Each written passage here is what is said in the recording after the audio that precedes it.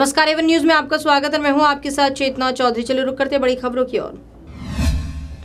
UP के उप मुख्यमंत्री दिनेश शर्मा ने कहा है कि अब स्कूल 7 से 8% से अधिक फीस नहीं बढ़ा सकेंगे। कैबिनेट की बैठक में निजी स्कूलों में मनमानी फीस पर नियमावली का प्रस्ताव पेश किया गया, जिसे पारित कर दिया गया है।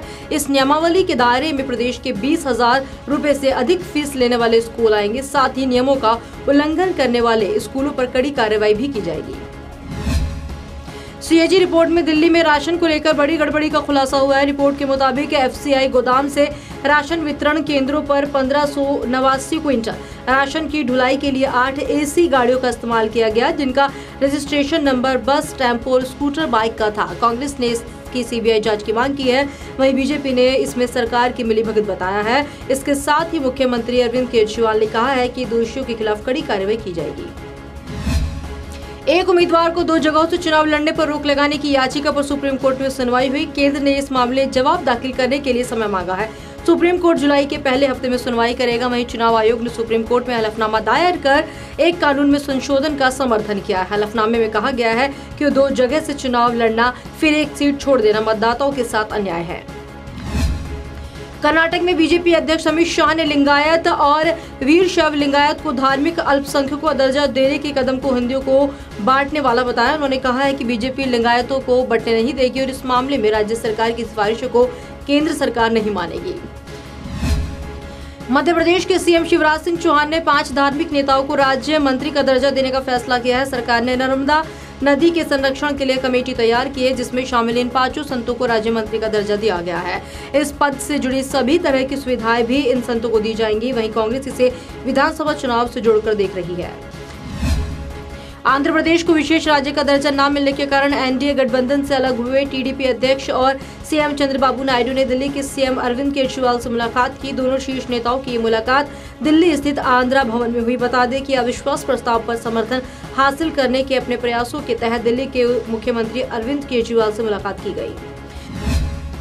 एआईएडीएमके के लिए शर्मसार करने वाली तस्वीरें सामने आई हैं। एआईएडीएमके के नेता केंद्र द्वारा कावेरी प्रबंधन बोर्ड का गठन नहीं करने के विरोध में एक दिन की भूख हड़ताल पर बैठे थे, लेकिन हड़ताल के दौरान ही इन्होंने लंच ब्रेक ले लिया। भूख हड़ताल के दौरान पार्टी करते इन नेताओं की तस्वीरें सामने आई हैं। तस्वीरों में कुछ नेता बिरयानी खा रहे थे, जबकि कई नेता शराब पीते हुए नजर आए।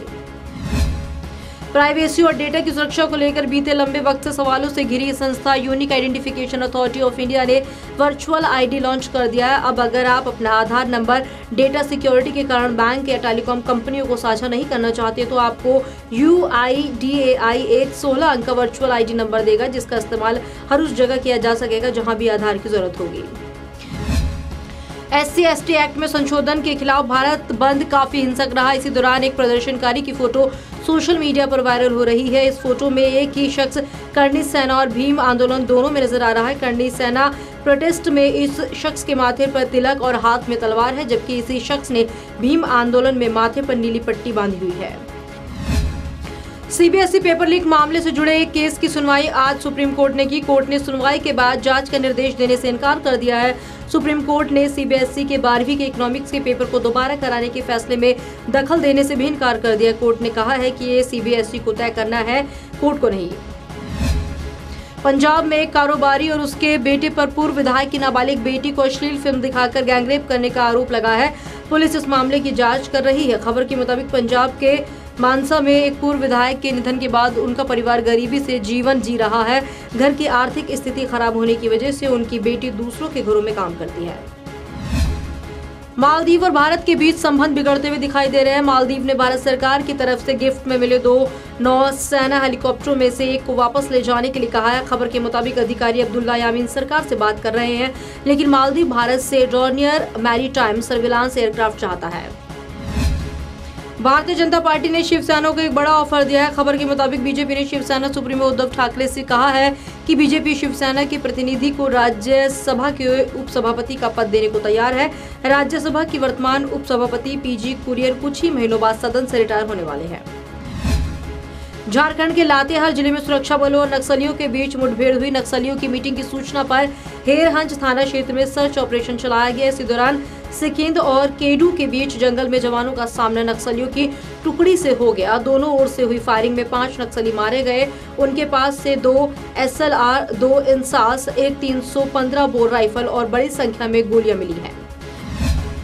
जॉन अब्राहम की अपकमिंग फिल्म परमाणु विवादों में फंसती नजर आ रही है और इसी के साथ जॉन भी कंट्रोवर्सी में आ गए। जॉन अब्राहम के खिलाफ प्रेरणा अरोड़ा की प्रोडक्शन हाउस क्रियर्स ने मुंबई के खार पुलिस स्टेशन में FIR दर्ज कराई है। FIR में कंपनी ने जॉन पर फिल्म को लेकर धोखाधड़ी समेत कई और आरोप लगाए हैं। इस मामले में जॉन अब्राहम से पुलिस जल्दी पूछताछ कर सकती है। मेरे साथ बड़ी खबर में फिलहाल इतना ही। देश और दुनिया की ताजा तरीन खबरें देखने के लिए आप देखते रहिए A1 न्यूज। नमस्कार।